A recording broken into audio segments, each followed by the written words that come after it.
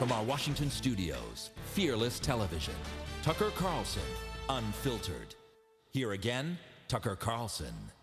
Feminists all across the country observed what they called Equal Pay Day this past week. Senator Hillary Clinton marked the occasion by reintroducing the Paycheck Fairness Act. It's legislation designed to force employers to pay women what they pay men. More than 40 years after Congress passed the Equal Pay Act, the debate is still raging. At the heart of it is a single, often repeated statistic, that women earn just 76 cents for every dollar that a man makes. The notion is so pervasive, so unchallenged, it's become a cultural given. Everyone knows it's true. But our first up guest argues that, no, it isn't true. Warren Farrell is a longtime feminist, the only man to be elected 3 times to the New York City board of the National Organization for Women. He spent years protesting the wage gap between the sexes. But a new look at the numbers has changed his mind. His latest book is entitled Why Men Earn More. Mr. Farrell, thanks a lot for joining us. Oh, it's a pleasure. So, deconstruct the myth. Why isn't it true, the Labor Department statistic, that women earn just 76 cents on every man's dollar? Why is that not true? Well, because there's basically 25 things that are different between what men do in the workplace and what women do in the workplace. Every single one of those 25 things leads to men earning more money, but every single one of those 25 things leads to women having better lives. So here I have a 17 and 18-year-old daughter. I'm saying to myself, do I want to help them earn more money, or do I want to help them earn a better life, have a better life? And I realize that what I want to help them do is make their own decisions about how much money, how many trade-offs do I make. So you're saying that when the Labor Department comes up with these numbers, they're not comparing apples and apples? They're definitely comparing apples and oranges. For example, and I started to come to this understanding when I was here in the middle of doing a demonstration, assuming that the gap in numbers was a gap that was reflective of discrimination.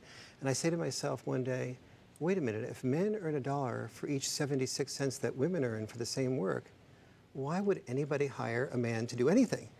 And I couldn't answer the question. And then I thought, well, wait a minute. It's a great question, actually. It's sort of like, I stumbled myself. But then I thought to myself, now, wait a minute. Maybe these male bosses are so discriminating against women that they don't value women enough, and they don't even see the importance of what women are producing. So I looked at the statistics about women who own their own business. They have no bosses to devalue them. And women who own their own businesses only earn 49% of what men who own their own businesses earn. They earn less. They earn less. So in other words, having a boss is an advantage for a woman. So then I started to say, well, maybe there's a difference in goals between men and women. And sure enough, then I began to get on the right track. When you ask women who own their own businesses what their primary motivation is, way down the list is money. Only 29% say money is their primary motivation. Men, 76% say money is their primary motivation. So I began to see that when women own their own businesses and when women do work, they're balancing their chores with the family with their chores in the workplace. The women who own their own businesses say, I want to be home, I want to be my own boss, I want to have flexibility with the family. And men who own their own businesses say, if I have children, then I want to be earning more money. If I don't have children, I want to be home. So that gave me another thought. I said, well, wait a minute, maybe I should look at the difference between people who have children and people who don't. So I looked at never married women who have never had children and compared them to never married men who had never had children, and found out that never married women who never had children earn 117% of what never married men who never have children earn. In other words, when you take the children, the motivation for men to earn money out of the picture, men earn less in the workplace than women do. And children are also the motivation for women to stay home. Exactly. So you have, and so when you have never married women who have never had children, you find those women are making decisions a lot more like men.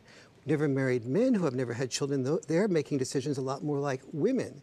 So it's the decisions we make in the workplace that lead to the incomes we get from the workplace. They're making decisions, women who have never had children are making decisions more like men, but they're making more.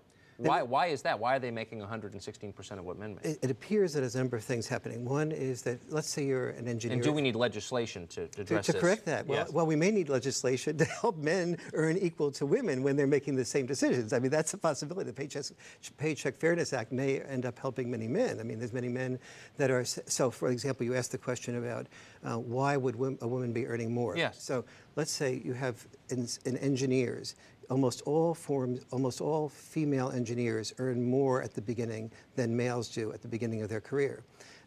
If you're an engineering firm and you have mostly males, and a woman comes to apply for you, the chances are fairly good that a lot of engineering firms are competing for her. So and if you're sued for gender discrimination, you're going to be a lot better off having a fair number of women that you've hired than you are if you have no women that you've hired. And so both affirmative action and protection against lawsuits leads many companies to giving a special advantage to women and therefore paying them more at the beginning. So it's an artificial boost. It's an artificial boost, exactly. So men and women want different things from work, is the bottom line. Yes, exactly. And well, they want different things. Actually, we all want the same thing from work and from life. We all want fulfillment. We want fulfilling jobs. We want meaning.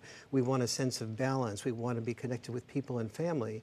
But when men and women have children, they start dividing labor and getting those things for their family differently. So when they have children, the women say, okay, I have to be more at home and I have to do a balancing act. You know, we used to say in political campaigns, is the economy stupid? Well, if you were to summarize why men earn more in one little sentence, it's the family stupid. I have to say this is also wonderfully obvious and intuitive. Yes, yes. What is the effect of Congress getting involved? For instance, Mrs. Clinton, Senator Clinton, as we said at the outset, has reintroduced legislation to force employers to pay the sexes the same. Is that a good idea, bad idea? What do you think of that? Well, it would be a good idea.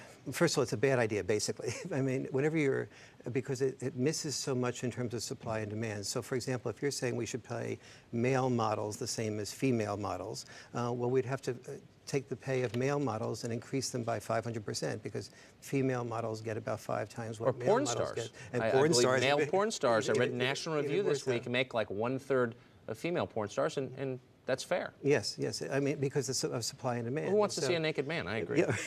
And if you had somebody like me, if somebody said, Warren Farrell's been working in gender issues for 30 years, therefore you must pay him as much as Gloria Steinem, well, the effect would be that nobody would hire Warren Farrell because nobody cares about Warren Farrell speaking versus Gloria Steinem. So you have to look at the degree to which people want something. A garbage collector, we're going to pay a garbage collector more than somebody who's working at Walmart's selling clothing because we need our garbage picked up more than we need somebody to sell us clothing at Walmart's. And so the supply and demand leads to different outcomes that comparable worth and equal pay being forced upon people does not account for.